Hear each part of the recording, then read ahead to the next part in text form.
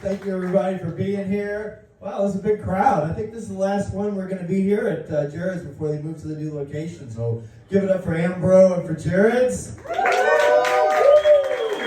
Yeah, so anyway, one of the things I've been thinking about recently is how any woman could possibly ever vote for a Republican anymore.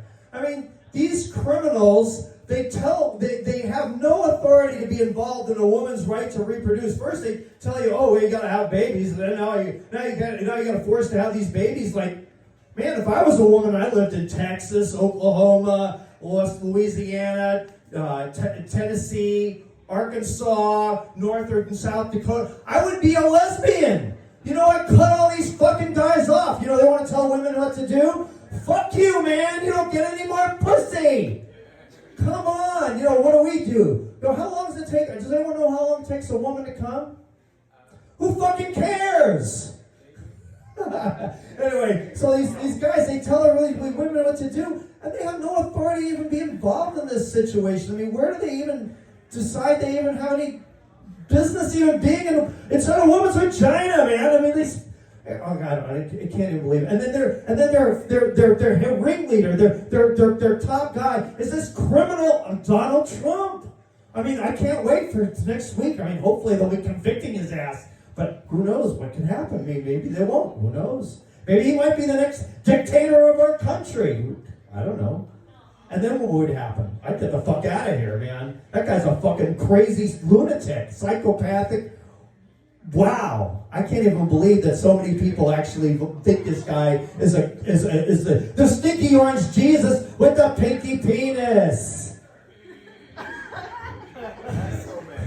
You know, I don't know. They say Donald Trump, you know, he will die. Or no, actually, I've got a better one. So Donald Trump, he's in a debate with RFK Jr. and Joe Biden, and they asked him.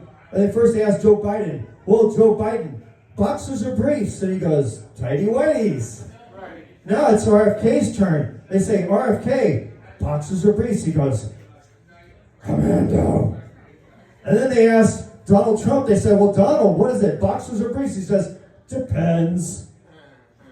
So Donald Trump, he goes up and dies, and he goes up to heaven, and he sees St. Peter, and St. Peter's there, and he says, well, Donald, we have a new program up here. You get to spend the day in heaven, and then you get to spend the day in hell, and then you get to decide where you want to go. So he goes, okay, so he puts him in heaven. He sees Gandhi, he sees Mother Teresa, he sees Julian Assange there. You know, everybody playing harps and meditating and reading books, and it's just really nice and relaxing. And he gets done with the day in heaven, and he says, St. Peter, so well, how'd you like heaven? Oh, it's pretty good. Okay, Donald, your turn, your day to spend the day in hell. So he puts him in the elevator and goes down to hell, and he sees Donald Trump golf course. And he's got all of his buddies, you know, he's got Adolf Hitler there, and Kim Jong-un, and Donald Rumsfeld, and Nixon, and all these criminals that have been destroying our world for decades. And they're all having a great time. They're playing golf, and there's free drinks, and there's all these teenage women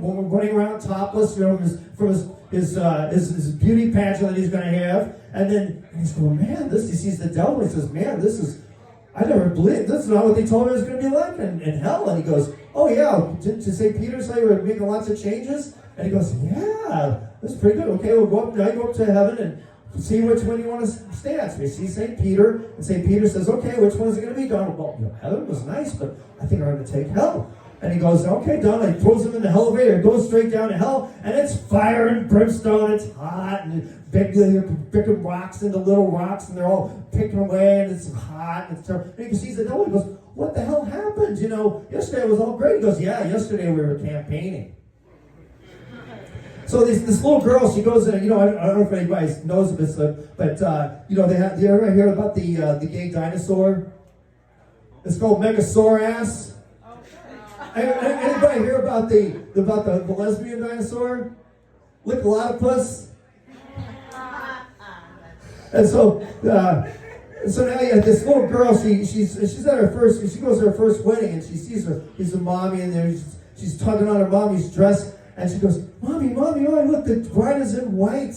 And she goes, "Yes, sweetheart." That's because it's the happiest day of her life, and white is the color of happiness. A few seconds later, she tugs on her mommy's dress and goes, Mommy, Mommy, the groom is wearing black. That didn't go over very well. Anyway, I don't know if anybody knows this, but a man hasn't begun until he's married, and then he's finished. Okay, I'm not married yet. I don't know. Okay. Anyway. But yeah, I mean, Thomas, ladies and gentlemen. Yeah. I wasn't married yet. I didn't know. I'm working on it. But I just want to say this. There's always room for Thomas here because he's like, anybody ever watch Key and Peele?